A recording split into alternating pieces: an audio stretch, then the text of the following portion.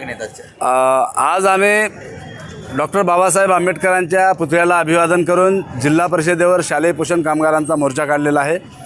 त्या मोर्चामध्ये खऱ्या अर्थानं एक 16 मागण्या आहेत आणि त्यापैकी राज्य आणि केंद्र सरकारच्या मागण्या आहेत आणि काही स्थानिक पातळीवरच्या मागण्या आहेत। स्थानिक पातळीवरच्या मागण्याच्या अनुषंगाने बोलायचं झालं तर ग्रामपंचायतच्या निवडणुका झाल्याच्यानंतर शाळेमध्ये मध्यान्ह भोजन शिजविणारे आणि विद्यार्थ्यांना खाऊ घालणारे कामगार जे आहेत त्यांच्या विरोधामध्ये कट कारस्थान रचून सरपंच, शालेय शिक्षण समितीचे काही पदाधिकारी आणि मुख्याध्यापक हे सर्व 3 प्रकारचे लोक मिळून दबाव टाकून त्यांना कामावून कमी करण्याचा प्रयत्न करीत आहेत। हे सर्व बेकायदेशीर आहे, त्यांच्यावर कायदेशीर कारवाई करावी अशी आमची मागणी आहे। बरेच मुख्याध्यापक साधारणतः 95% अधिक मुख्याध्यापक किंवा शिक्षक हे मुख्यालयी राहत नाहीत। मुख्यालयी राहणं हे कायदा आहे आणि IAS असलेल्या CO मॅडम यांनी या प्रश्नाकडे लक्ष द्यावं असं आम्ही नमूद केलेलं आहे आणि त्या अनुषंगाने काय कारवाई होती ते आता आम्ही चर्चेमध्ये आम्हाला कळेल।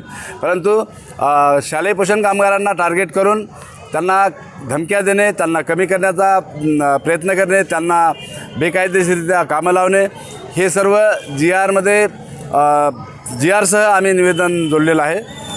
तर ते जे मुख्याध्यापक किंवा शालेय शिक्षण समितीचे लोक असं बेकायदेशीर कृत्य करीत आहेत त्यांच्यावर कायदेशीर कार्यवाही करावी। सेंट्रल किचन पद्धती यंत्रणा आणण्याचा प्रयत्न आहे आपलं सेंट्रल आणि स्टेट गव्हर्नमेंटचा, ते रद्द करण्यात यावी। शालेय पोषण कामगारांना माननीय सर्वोच्च न्यायालयाच्या निर्देशाप्रमाणे 26,500 रुपये दरमहा मानधन देण्यात यावे अशी गाईडलाईन आहे, ती एक मागणी आहे। आणि केरळ राज्यामध्ये आमचं CITUचं सरकार आहे, CITUचे मुख्यमंत्री कॉम्रेड पिनराई विजयन आहेत आणि ते 18,000 रुपये शालेय पोषण कामगारांना दरमहा मानधन देतात।